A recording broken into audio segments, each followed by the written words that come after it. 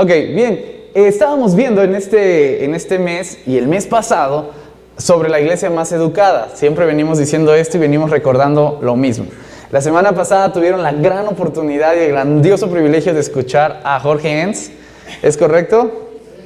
El tipo, el ser humano, el sujeto que comenzó con la historia de la iglesia del pacto aquí en México. Entonces, ha de estar todavía santificado este púlpito. Todavía estar brotando unción de aquí todavía. Yo tuve la oportunidad de platicar con él un día después. Desayunamos juntos, fue una muy buena plática. Y para continuar el rol de temas que venimos hablando, estábamos hablando sobre la iglesia que debe ser la más educada. Y la iglesia más educada debe conocer ciertos principios. Principios como, por ejemplo, que Dios creó todo. Y que cuando Dios creó todo, lo creó bueno. ¿Están de acuerdo? Hay una falsa premisa en el mundo que dice que el ser humano por naturaleza es malo. ¿Sí o no? ¿Cuántos han escuchado eso? El ser humano por naturaleza es malo. Esa persona hace eso porque por naturaleza es malo. El bebé nace malo porque ya es malo, ¿no? Pero déjame decirte algo. Por naturaleza la creación no es mala. Por naturaleza la creación es buena. Y como es buena, funciona bien. El ser humano no es malo por naturaleza. El ser humano es malo por el pecado. ¿Sí o no? ¿Cuántos malos sabemos aquí? Porque después de que la creación fue hecha buena, el ser humano cae en pecado, ¿no? Y entonces todo se corrompe. Pero damos gracias a Dios que envía a su Hijo Jesucristo para restaurarnos. ¿Y qué es esto de restaurarnos o de salvarnos? Sino solamente que volvamos a ser buenos, como al principio. Así que escuchen bien esta pregunta. ¿Cuántos de ustedes fueron creados buenos? ¿Cuántos de ustedes pecaron? ¿Cuántos de ustedes fueron salvados por la sangre de Cristo? ¿Cuántos de ustedes son entonces ya buenos? ¿Qué pasó? Iba muy bien. La secuencia iba avanzando bien. ¿Qué nos está pasando? Hablamos entonces la última vez que yo me paré en este lugar sobre el reino de Dios. Porque, ¿saben algo? Como somos pecadores, desde muy pequeños estamos acostumbrados a vivir en un mundo de pecado, ¿no? Y entonces aprendemos a vivir en el pecado. Uno ya sabe cómo contestarle cuando a uno le pitan en el tráfico. Uno ya sabe cómo arrugar la frente cuando está enojado. Uno ya sabe cómo contestar cuando alguien le habla o le escribe mal, ¿sí o no? Uno incluso ya sabe cómo imaginarse cosas que probablemente no estén pasando, pero como normalmente pasan, pues uno ya se las sabe de memoria. ¿Saben por qué? Porque estamos bien entrenados para vivir en el pecado, ¿sí o no? Uno ya hasta sabe cómo pecar, cuándo pecar, dónde pecar, a qué hora es la mejor hora de pecar y cuándo no. Porque hemos aprendido a vivir en ese mundo. Pero ¿cuántos hemos aprendido a vivir en el mundo en donde todos somos buenos? No estamos acostumbrados a vivir en un mundo en donde todos somos buenos. No sabemos cómo vivir porque nunca lo hemos experimentado. Simplemente nunca lo hemos experimentado. ¿Quién de ustedes va al súper y dice, ay, voy a dejar mi bolsa aquí y ahorita regreso? ¿Por qué no? ¿Saben por qué? Porque les han enseñado a vivir en un mundo de maldad. Y como les han enseñado a vivir en un mundo de maldad usted sabe que si deja su bolsa ahí no la va a encontrar cuando regrese. ¿O sí? Pero si viviéramos en un mundo bueno, supongamos utópicamente que ese tal mundo existiera, entonces yo podría dejar mi celular, irme, regresar y estar plenamente seguro que tal celular va a seguir ahí. ¿Sí o no? Desgraciadamente todavía no alcanzamos a construir el reino de Dios. Y como no lo alcanzamos a construir, tenemos que seguir viviendo en el mundo de pecado. El reino de Dios es eso que nosotros tenemos que construir como personas salvas, como personas ya buenas, para que aprendamos ahora a vivir en un mundo bueno. ¿Sí? Esa es más o menos la idea. Así que antes de continuar, tengo una propuesta para todos ustedes y la propuesta es, ¿por qué no construimos un mundo bueno? Uno chiquitito, aunque sea. Sí, igual y no en todo el mundo, pero uno más chiquitito. ¿Y qué tal si aprendemos a vivir como personas buenas en ese mundo pequeñito? Chance, quizá, y cuando nuestros hijos estén creciendo en ese pequeño mundo, se den cuenta que sí es posible vivir en un mundo bueno. Porque seamos sinceros, nadie de nosotros está esperanzado en que ese mundo bueno pueda existir. Todos nosotros somos pesimistas. No creemos que ese mundo vaya a existir, seamos sinceros. Pero quiero proponerte el primer bloque, el primer círculo, el primer grupo pequeño, la familia. Quiero proponerte que tú logres que en ese círculo pequeño llamado familia, todos puedan ser buenos. Y que en ese círculo pequeño llamado familia, los niños puedan ver desde pequeños que un mundo bueno, un mundo perfecto es posible. Porque imagínate ya qué nivel de maldad estaríamos que yo en mi casa dejo mi celular y al rato ya no está. Porque a mi hermano mayor o porque a mi papá se le ocurrió robárselo. O sea, ya es demasiado. Eso yo creo no pasaría, aunque hay familias en donde eso pasa. Pero no todo tiene que ver con robar. Hay otras cuestiones en la vida. Mentir, por ejemplo. Engañar, por ejemplo. Ser violentos, por ejemplo. Dañar psicológicamente, por ejemplo. Y entonces nos acostumbramos a vivir aún dentro de la familia en un mundo de pecado. Y por supuesto que cuando la familia sale al mundo real, no cree que eso pueda existir. ¿Cuántos han sido violentados en su familia? No levanten su mano. Pero ¿cuántos han sido los violentos en la familia? Porque déjame confesarte un pequeño secreto. Cuando tú fuiste niño, tú te sentías violentado por tus padres. Pero cuando eres padre, tú violentas a tus niños. Porque simplemente reproduces como a ti te educaron. Y como a ti te educaron, lo vuelves a reproducir con los pequeños. Y entonces se va generando un círculo en el cual siempre va a haber pecado. Un pecado empieza desde el momento en el que al niño le enseñas a mentir para obtener lo que él quiere. Y entonces ese mundo se vuelve totalmente irreal.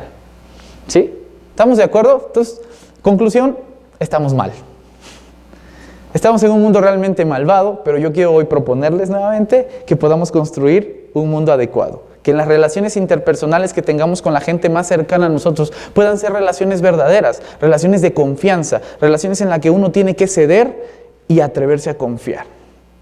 Porque si no, otra vez estamos poniendo nuestra barrera así como que nuestro escudo antimundo de pecados, y vamos con ese escudo por toda la vida para que no nos dañen. Y eso siempre cuesta demasiado. ¿Va? Eso es construir el reino de Dios. Quiero saber si ustedes quieren construir el reino de Dios en su familia, primeramente. Si ustedes quieren construir el reino de Dios en su familia, podemos avanzar al siguiente paso. Si ustedes no quieren construir el reino de Dios en su familia, no podemos seguir el siguiente paso. Y eso va a ser muy lamentable porque nunca vamos a avanzar. Así que la tarea del día de hoy, muy práctica, porque vamos a hacer cuestiones muy prácticas, es que cuando tú llegues a casa, cuando tú estés con la gente más cercana, la veas por un segundo y te acuerdes de todo lo malo que querías decirle, de todo lo malo que querías hacerle, y que pienses en todo lo malo que esa persona muy probablemente te iba a hacer a ti. Y te olvides de eso. Te atrevas a darle un buen abrazo y decirle, ¿sabes qué? No estoy dispuesto a vivir en un mundo de pecado. Quiero construir un mundo como en el reino de Dios, y estoy dispuesto a ceder, a confiar, a creer, a tener esperanza que por lo menos en este pequeño búnker familiar puede ser real el reino de Dios. ¿Sí? Va a ser difícil, no va a ser nada fácil, pero es posible. ¿Saben por qué? Porque lo que yo realmente quiero después de que ustedes puedan hacer eso es que construyamos un pequeño reino de Dios un poquito más grande que el de la familia, y que sea la familia del Dorado. ¿Va? Que en la familia del Dorado puede existir ese pequeño reino de Dios, en donde si alguien no se lleva bien con alguien, pueda atreverse a confiar en esa persona. En donde si alguien no cree en alguien y no tiene confianza, puede atreverse. En donde si yo dejo mi celular, pueda encontrarlo nuevamente, ¿no? En donde si veo a alguien que me ve feo, no me imagine lo peor, sino que diga, quizá está pasando un mal día, voy a darle un abrazo, ¿no? ¿Será posible? ¿Seguros que es posible? ¿Y por qué no lo hemos hecho durante tantos años si es posible? Lamentablemente yo creo que sí es posible. Y voy a confiar en ustedes. Yo voy a confiar en ustedes. Yo voy a dejar mi celular ahí en esa silla. Y sé que lo voy a encontrar. Es que tiene GPS, por eso tengo la confianza de dejarlo ahí. Yo voy a confiar en ustedes de que cada vez que ustedes me volteen a ver a mí feo, no voy a pensar, uy, está enojado conmigo, me va a hacer esto, me va a decir lo otro. Yo voy a confiar en ustedes en que cada vez que ustedes me hablen mal a mí, yo voy a decir, ¿saben qué? Probablemente no está pasando el mejor de sus días. Voy a tratar de comprenderla. Yo voy a confiar en ustedes. Y yo espero que ustedes aprendan a confiar en ustedes también. ¿Sí? Porque si no, por tu culpa, no vamos a poder hacer el reino de Dios. Y que te quede en la conciencia, pues, que por tu culpa va a ser que no vamos a poder hacerlo. ¿Sí? Hoy entonces vamos a pasar al cuarto punto, 1, 2, 3, 4, 5, quinto punto, del cómo nosotros podemos hacer realidad ese reino de Dios. Y un principio del reino de Dios para que este pueda ser real es la integridad. ¿Cuántos han comido pan integral? 3 amén por el pan integral. El pan integral es diferente al pan blanco, ¿están de acuerdo? Porque el pan blanco, pues, es blanco, es simple, tiene una sola cosa, está hecho de una sola cosa. El pan integral, sin embargo, está hecho de diferentes granos. Diferentes granos que en teoría te dan diferentes vitaminas para que tu cuerpo pueda absorber diferentes cosas y entonces pueda sentirse fortalecido en diferentes áreas. Eso prácticamente es el pan integral, ¿sí o no? Es otra cosa. La vida del cristiano, desde la perspectiva bíblica, ha sido muy monótona por mucho tiempo y ha sido como el pan blanco. ¿Qué es esto? Oremos, cantemos y demos ofrenda. Y cuando alguien canta, ora y da ofrenda, es pan, sí, pero es pan blanco. ¿Está mal? No, pero puede ser mejor. Puede ser un pequeño pan integral. La idea de la integridad en la vida del cristiano es que en el reino de Dios, Dios no te pide que hagas una sola cosa. Dios te pide que hagas muchas cosas y que intentes ser perfecto en todas las cosas en donde tú las haces. Y eso no es nada fácil. Por eso el pan integral es un poquito más caro, ¿o no? Eso no es nada fácil. Pero es lo que Dios pide. Y si es lo que Dios pide, ni modo. Uno tiene que esforzarse un poquito más en hacerlo. Quiero leerles esta parte que leímos en Filipenses 4, 8 y 9. Y escuchen esto. Dice, por todo lo demás, hermanos, todo lo que es verdadero, todo lo honesto, todo lo justo, todo lo puro, todo lo amable, todo lo que es de buen nombre, si hay virtud alguna, si hay algo digno de alabanza, en esto pensad. Lo que aprendisteis de mí y recibisteis y oísteis y visteis en mí, esto haced, y el Dios de paz estará con vosotros. ¿Cuántos de ustedes quieren que el Dios de paz esté con ustedes? ¿Y cómo le van a hacer para que el Dios de paz esté con ustedes? A ver si es voluntad de Dios que esté conmigo, ¿no? Aquí la Biblia dice cómo. ¿Sí? La Biblia está diciéndote cómo tú le puedes hacer para que el Dios de paz esté contigo. ¿Tienes paz hoy? Es mi pregunta. ¿Hoy tienes paz? La verdad, contéstate a ti mismo, no me contestes a mí. ¿Cómo te sientes hoy? ¿Te sientes tranquilo? ¿Te sientes en paz? ¿Tienes alguna frustración? ¿Hay algo que no te deja estar tranquilo? ¿Hay un pequeño coraje, un pequeño enojo que no te deja estar bien hoy? ¿Hay una pequeña frustración, quizá económica, familiar, alguna enfermedad? Algo que esté pasando por tu cabeza que no te permite estar al 100%. ¿Tienes la paz de Dios hoy? ¿O no la tienes? Muchas veces creemos que tenemos la paz de Dios, pero la verdad es que la mayoría del tiempo no tenemos paz de Dios. Estamos pensando, maquilando cosas. ¿Qué va a pasar mañana? ¿Qué hizo? ¿Qué me dijo? ¿Por qué me vio así? ¿Qué estará pensando? ¿Voy a poder pagar esto? ¿Voy a poder pagar lo otro? ¡Ah! No hay paz. O solo a mí me pasa. Porque solo a mí me pasa que estoy muy mal. Pero la palabra de Dios dice que si ustedes hacen esto, el Dios de paz estará con ustedes. Pregunta retórica. ¿Y si ustedes no hacen eso? El Dios de paz no estará con ustedes. A mí me gusta mucho la Biblia porque es en ciertas cosas sencillita. Si haces, está. Y si no haces, no está. ¿Para qué le andamos buscando? Dios, ¿pero por qué? ¿Por qué no estás conmigo? Ah, muy sencillo, hermano. Porque mire, usted no está haciendo esto. Y entonces, obviamente, Dios no va a estar con usted. ¿Sí? La voluntad de Dios, de la cual hablamos también, es una voluntad integral. ¿Cómo te puedo yo comprobar esto? Porque pues el texto bíblico no llega y dice, ¿sabes qué? La voluntad de Dios es una voluntad integral, como el pan blanco, pero ahora en pan integral. O sea, no dice eso el texto bíblico. Sin embargo, cuando tú llegas y abres el Antiguo Testamento, en Éxodo, tú te vas a encontrar diferentes leyes. ¿Alguien ha leído Éxodo completo? ¿Alguien ha leído Números completo? ¡Qué mentirosos! ¿De verdad leyeron Números? O sea, cosa es terrible, o sea, nombre tras nombre tras nombre. Súper aburrido, pero lo leímos. Cuando tú abres la Biblia en Éxodo, en Levítico, en Números y en Deuteronomio, te vas a encontrar lo que todos los fariseos le llamaban la ley. Cada vez que Jesús dice la ley y los profetas, significaba esos 5 libros más los libros proféticos. Esos libros de la ley es donde Dios estaba marcando la voluntad para su cultura, para la cultura del pueblo de Israel. Y esa ley no es una ley espiritual, sino que es una ley integral. Porque hay una ley, déjame contarte aquí el chisme, aquí entre nos. Hay una ley bien curiosa, se les llaman leyes de sanidad. Dentro de las leyes de sanidad aparece que tú tienes que lavarte las manos antes y después de comer.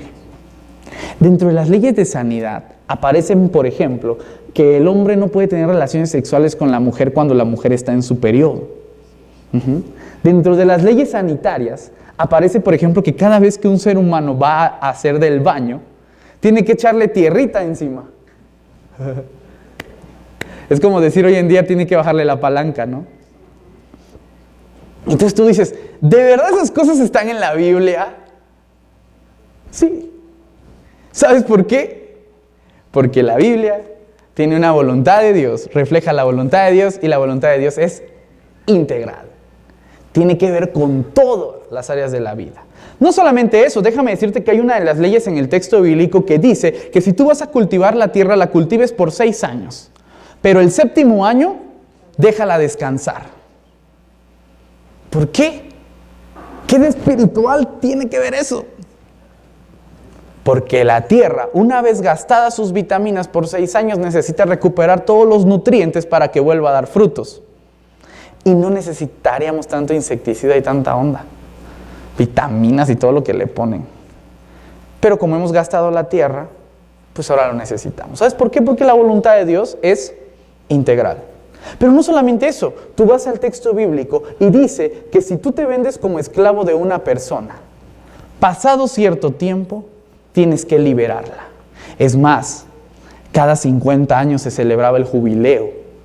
El jubileo es ese día de expiación en el cual tú perdonas todas las deudas a todas las personas. Oye, pero me debía 50 pesos. Pero se la perdonas porque es el día del jubileo. ¿Cuántos de ustedes perdonarían 50 pesos de deuda? Para que les pida prestados. Pero había gente que no debía 50 pesos. Había gente que debía casas. Debían animales, que es como si hoy dijéramos coches, ¿no? Debían ropa, debían trabajo, debían años de trabajo, eran casi esclavos. Pero ¿sabes qué decía el día del jubileo? Todo se perdona. ¿Sabes por qué? Porque en la voluntad de Dios también existía la parte económica. A Dios también le interesa la economía, porque la voluntad de Dios es integral. Sin embargo, en la voluntad de Dios también hay un código en Levítico que se le conoce como el código de santidad. Todo Levítico es un código de santidad. Esto netamente es la ley religiosa. Esto solo es para la iglesia. Y hablaba de los sacerdotes, de los sacrificios, de todas las cosas. ¿Por qué? Porque además de todas las áreas de la vida que nosotros normalmente usamos, hay un área que es el área eclesiástica, que es el área espiritual, que también es importante para Dios y que nosotros deberíamos estarlas cumpliendo. Hoy les quiero poner un ejemplo de esos ejemplos que ponen en todas las iglesias siempre, porque en todas las iglesias siempre, pues nunca hacemos las cosas perfectas, ¿no? Pasaba que si un sacerdote no era puro y no era santo, cuando entraba a orar al lugar santísimo, moría. Por eso le amarraban una cuerdita en el pie, porque de repente si no salía después de un rato lo sacaban jalando, porque ¿quién va a entrar por él? Igual y muero, ¿no? No, pues, con una cuerdita y va para afuera el cadáver, moría. Imagínate qué tanto empeño le ponían al servicio a Dios, porque sabías que te podía costar la vida, ¿o no? Hoy, como sabemos que no nos va a costar nada, pues que salga como tenga que salir. Ay, que pase lo que tenga que pasar, ¿no? Son las 11:40, ay, al cabo que acaba hasta la 1, ¿no? Llego 10 para la 1 al servicio. ¿Saben por qué? Porque son cosas que realmente no nos interesan demasiado, y cuando algo no te interesa demasiado, no le pones el empeño suficiente. Claro, al menos que te haya dado un infarto en el camino, te haya atropellado un coche, te haya caído un gato, entonces es posible que exista algún pretexto. Fuera de eso, nuestro corazón no está bien direccionado a Dios. Y cuando no está bien direccionado a Dios, nuestra vida no es integral. Y como nuestra vida no es integral, no podemos construir el reino de Dios. Y como no podemos construir el reino de Dios, seguimos viviendo en un mundo de pecado. ¿Y sabes quién va a venir a cambiar ese mundo de pecado? Nadie. Nadie. Lo tienes que cambiar tú. Es tu mundo. ¿Quién va a ir a cambiar a tu familia? ¿Tú? ¿Tú tienes a Dios o no tienes a Dios? Porque dicen, ¿Dios lo va a venir a cambiar? Sí, pues pero Dios no va a ir a tocar a tu puerta. Buenas tardes, disculpe, vengo a cambiar su familia. Porque Él ya tocó tu corazón para entrar ahí. Y lo va a cambiar a través de ti. Ese es el pequeño giro que le tenemos que dar al cristianismo, porque estamos muy acostumbrados a vivir en un cristianismo demasiado pasivo. Y la integridad es una de las cosas más difíciles del cristianismo. Demasiado difíciles. Para ir llegando al centro de esto, quiero ponerte un ejemplo dentro del mismo Filipenses, que es el contexto, y quiero seguir leyendo Filipenses 4, ahora al 14. Escuchen bien esta parte, Pablo les está hablando y dice lo siguiente. Dice, sin embargo, bien hicieron en participar conmigo en mi tribulación. Ya saben también ustedes, oh filipenses, que al principio de la predicación del Evangelio, cuando partí de Macedonia, ninguna iglesia participó conmigo en razón de dar y recibir, sino solo ustedes. Pues aún en Tesalónica me enviaron una y otra vez para mis necesidades. Pablo es una persona que ustedes saben no cobraba un salario. Pablo es una persona que siempre le dijo a la iglesia, ¿sabes qué? Yo veo cómo le hago, ustedes no se preocupen. Y las iglesias bien cómodas dijeron, sí, qué buena onda Pablo, vete. Pero Pablo está halagando a los filipenses, porque los filipenses no eran una comunidad que solamente orara por Pablo, sino que participaba de la misión con Pablo. Los corintios oraban con Pablo, sí, oraban por. Los romanos oraban por Pablo, sí. Los tesalonicenses oraban por Pablo, sí. Sí oraban por Pablo. Todos oraban por Pablo. Todo el mundo quería a Pablo. Pero solo los de Filipo, solo los filipenses, participaban con Pablo. En una misión integral, como se llamó mucho tiempo en la iglesia cristiana, ¿cuántos oran por cada una de las áreas de la vida? Les voy a poner el ejemplo más bonito que tenemos en este momento, por la inseguridad. ¿Cuántos oran por la inseguridad? ¿Cuántos participan en contra de la inseguridad? ¿Cuántos oran por nuestra política en México? ¿Cuántos participan de la política en México? ¿Cuántos oran por la economía en México? ¿Y cuántos participan para mejorar la economía en México? Eso es bueno. Porque esto es un mundo integral y ya no un mundo que separa las cosas. Yo sé que esto no les puede gustar a muchas personas, ¿saben por qué? Porque obviamente te va a sacar de tu comodidad. Y obviamente lo que te estoy diciendo de manera directa, y no lo quiero decir así como que debajo del agua, no, quiero hacerlo más directo, quiero decírtelo de frente. No es cristiano el que no participa de la integridad de la vida. No lo es. Es un fanático religioso, pero no es cristiano. El cristiano es el que participa, ¿sí? No el que ora. El que ora es un fanático religioso. Hay un montón de musulmanes orando, un montón de católicos orando, un montón de cristianos orando. Y no es que esté mal orar, está bien, háganlo, pero solo y solo si va de la mano con participar. Yo no puedo orar y decir, Señor, por favor, cambia el clima porque se están extinguiendo muchas especies. Hay muchas especies en peligro de extinción. Señor, por favor, cambia este mundo. Y yo tengo 7 tucanes encerrados en mi casa, 2 jaguares y un elefante blanco. No puedo.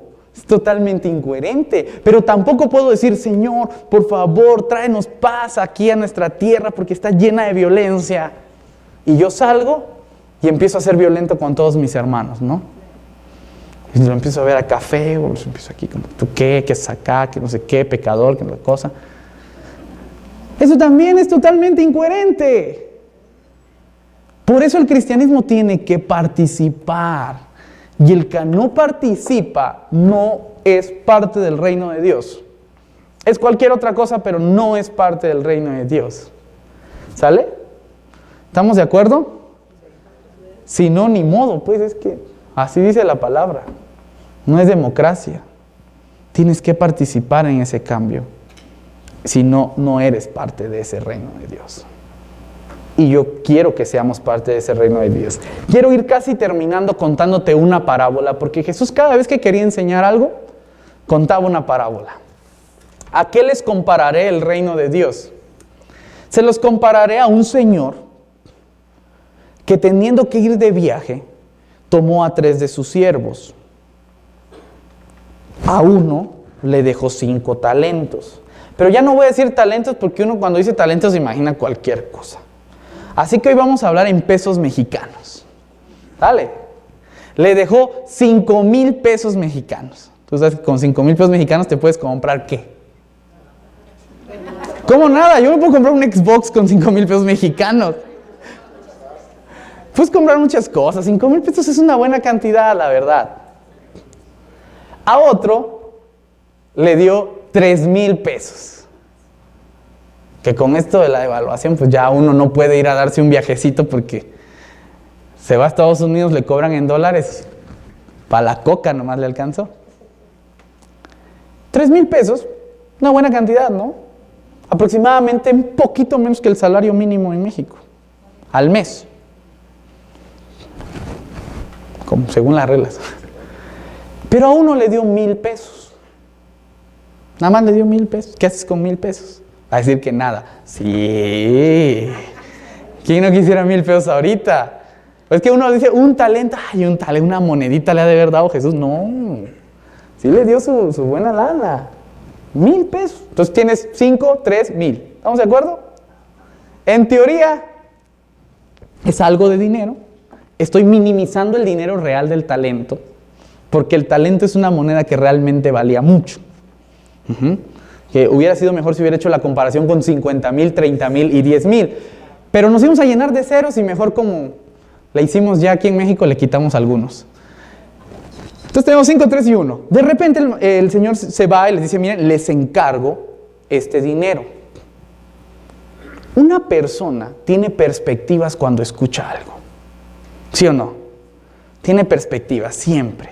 No es lo mismo que tú le digas, te encargo 5,000 pesos a un emprendedor, a un inversionista, a una persona que está acostumbrada al negocio, a que le digas, te encargo 5,000 pesos, a una persona que en su vida ha tenido 5,000 pesos en la mano. No es lo mismo, son perspectivas totalmente diferentes. No es lo mismo que le encargues 5,000 pesos a una persona que gana 50,000 pesos al mes, a que le encargues 5,000 pesos a una persona que gana 3,000 pesos al mes. No es lo mismo. La perspectiva cuando ve esa cantidad es totalmente diferente. Y entonces, la persona a quien ese señor le dio 5,000 pesos, dice la palabra de Dios que este sujeto fue y negoció. Yo no sé qué hizo, yo no sé si jugó a las cartas, yo no sé si fue a vender, compró mercancía en Tepito y la fue a revender a otro lugar. Yo no sé si lo invirtió en la bolsa de valores o lo puso en una cuenta bancaria. No sé qué hizo. Pero lo que haya hecho, al tipo le resultaron 5,000 pesos más. ¿Es correcto? Pregunta. ¿Alguna vez ustedes han tenido cierta cantidad y al invertirla han conseguido el doble de esa cantidad? ¿Sí? ¿Alguien de ustedes de verdad ha tenido esa experiencia? ¿Sí? Bien. Qué bueno, porque ustedes van a poder identificarse un poquito más con esa persona. Mi testimonio personal es que cuando yo era niño, una vez tenía 5 pesos porque mi papá me daba 5 pesos de gasto en la primaria y ese día decidí no comprarme mis empanadas. Fui a la tienda, compré hojas de colores y yo era muy bueno haciendo laberintos. Así que hice 5 laberintos diferentes y les dije a todos mis amigos, ¿sabes qué? Por 1 peso te dejo pasar mi laberinto. Si lo pasas, te devuelvo tu peso. Si no, me quedo con el peso. Ese día salí como con 20 pesos de la escuela. Me sentí el niño más afortunado del mundo. Por supuesto que después de un par de sabritas y un refresco se acabaron. Pero eso puede pasar y se siente uno bien. O no se siente uno bien cuando uno gana. Ay, estoy invirtiendo, estoy ganando más. Se siente bien. Y ese tipo lo logró. Pero había entre ellos una persona que no tenía 5,000, tenía 3,000. ¿Y sabes qué? Dice la Biblia que lo invierte, yo no sé en qué, pero consigue también otros 3,000. Logró tener una ganancia mejor, pero igual de proporcional a la anterior, el doble. Pero hay un tipo, un sujeto, a quien le dan solo 1,000. Y cuando el maestro regresa, el dueño le dice, oye, ¿qué onda con los 1,000 que te di? Dame 2 segundos, déjame ir debajo del colchón porque los guardé ahí. Saca los 1,000 y dice, aquí están los 1,000. Siguiente pregunta, ¿qué pasa si tú le dejas a tu hijo, hija, amigo, amiga, esposo o esposa 1,000 pesos? Y le dices, lo gasta. Esa no era la pregunta, no se proyecten. Ok, los desaparece, bien. Pero sucede que en esta ocasión muy particular no los desapareció, sino que cuando tú llegaste, llega tu hijo, hija o a quien le hayas encargado el dinero y te dice, ten papá, mamá, mira, aquí están tus 1,000 pesos. ¿Cómo te sentirías? ¿Cómo te sentirías? Di la verdad, ¿cómo te sentirías? Ajá, exactamente. Estamos viviendo en un mundo tan, pero tan malo que con el simple hecho de que te regresen tu dinero, es como, gracias. Gracias por no malgastar el dinero de la semana. O sea, no sabes cómo te lo agradezco, ¿sí o no? Eso mismo pasa en el sistema económico en México. Tú tienes dinero, lo metes en un banco, el banco te regresa el 4%, el 7% en el mejor de los casos, y tú te sientes bien feliz porque te dio 100 pesos más. Sin contar que la depresión de la moneda es del 10%, y entonces realmente tú perdiste un 3%. Pero vivimos en un mundo tan mediocre, que eso se nos hace bien bonito. Hasta sentimos que ganamos. ¿Sabes qué le dice el maestro a este tipo? Le dice, mal siervo malo. Porque pudiste haber invertido ese dinero y darme el doble como lo hicieron los otros. Pero no, preferiste guardarlo. Aunque sea de perdida, se lo hubieras dado a los banqueros, alguien que lo trabajara por ti. Así, aunque sea mi regreso, hubiera tenido mi dinero más una comisión. Pero eres malo, eres mediocre. Eso eres, medio que no lo hiciste bien. Y entonces este siervo se siente así como, oye, pero te regresé tu dinero. Y dice, no, es que yo no quiero que me regreses mi dinero.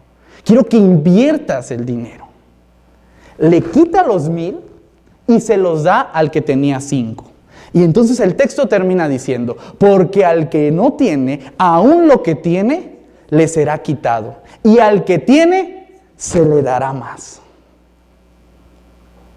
Y entonces, como hoy manejé la parábola de los talentos con dinero, yo espero que la mentalidad que tenemos sobre espiritual de la parábola de los talentos se nos aleje un poquito, porque no se está refiriendo solamente a tu vida espiritual, se está refiriendo a la integridad de tu persona.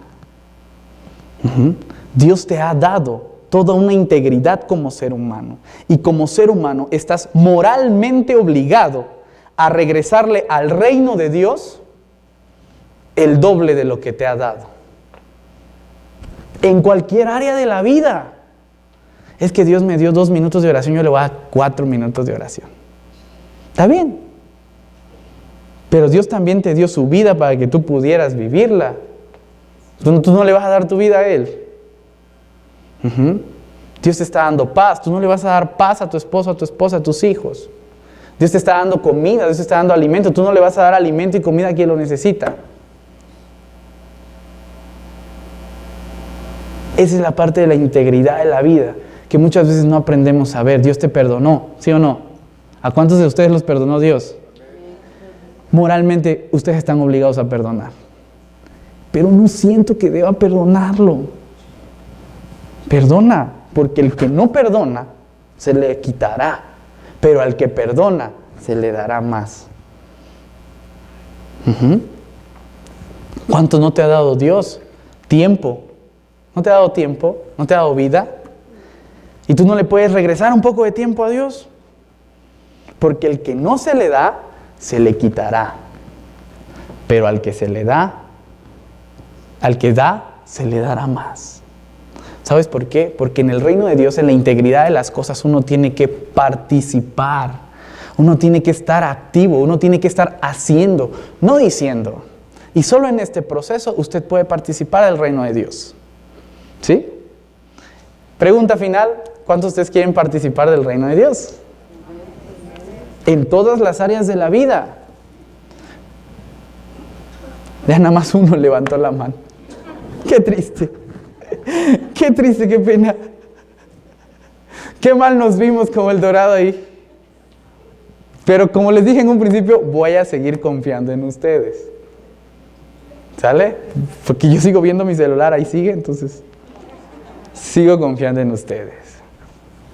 Dice, el Dios de paz estará con ustedes. La iglesia muchas veces gasta tiempo en cosas que no son buenas. No pensamos en cosas que sean dignas de alabanza, sino como familia no nos atrevemos a poner esto en nuestra iglesia como prioridad. El Dios de paz no estará con nosotros. ¿Qué estás pensando? ¿Qué estás haciendo? Y todo eso va netamente relacionado. Porque tú hoy puedes estar pensando, sí, quizá pueda cambiar un poco mi vida. O puedes estar pensando, la verdad, ¿eso qué? Vamos a seguir igual, todo va a pasar igual, me va a pasar lo mismo, ¿para qué?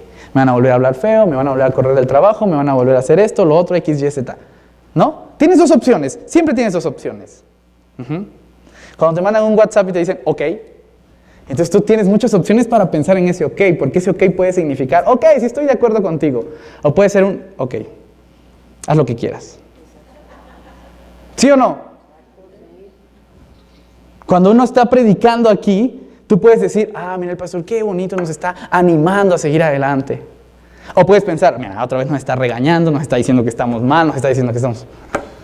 Hay opciones, ¿sí o no? Cuando vas caminando por la calle y se te atraviesa un coche, tienes 2 opciones. Puedes pensar y decir, ese tipo desgraciado se me volvió a meter. O puedes decir, uy, quizá tenía ganas de ir al baño, pobrecito, adelante, que pase. Siempre tienes opciones. ¿Por qué siempre tenemos que escoger la peor opción? La palabra de Dios dice, por lo demás, hermanos, todo lo que es verdadero, todo lo que es honesto, todo lo que es justo, todo lo puro, todo lo amable, todo lo que es de buen nombre, si hay virtud alguna y si en algo es digno de alabanza, piensen en esto. Y si no, bórralo de tu cabeza, no lo pienses. Pero es que puede ser, es probable, hay una cierta posibilidad. No existe. Si no es puro, si no es bueno, si no es digno de alabanza, no lo pienses. Porque en ese proceso nos vamos a estar arruinando a nosotros mismos. Así que para terminar este momento, antes de que hagamos una oración, yo le quiero pedir al grupo de alabanza que pase al frente porque vamos a cantar las alabanzas de adoración. Y mientras usted está en su lugar, quiero que pienses por última vez en lo que veniste pensando hoy, que no es ni puro, que no es ni honesto, que no es de buen nombre y que no es digno de alabanza. Piensa en eso. Te voy a dar la oportunidad por última vez de que pienses en eso. Algo que tú venías pensando, algo como, ¿y me estará engañando? ¿No? O algo como, la comida de hoy no va a saber bien, la comida de hoy no va a saber bien. Hoy se me va a quemar la sopa, hoy se me va a quemar la sopa. Todo lo malo que tú estés pensando, tómalo por un último momento y deséchalo. E intenta en todo el día no volver a pensar en eso. Va a pasar, de repente va a llegar por tu cabeza la sopa. Y entonces en ese momento tú tienes que eliminarlo y decir, no voy a pensar más en esa sopa malvada que se me va a quemar el día de hoy. Y cuando la pruebes, te va a decir, sí se quemó, rayos. Pero tú vas a seguir pensando en lo bueno, ¿ok?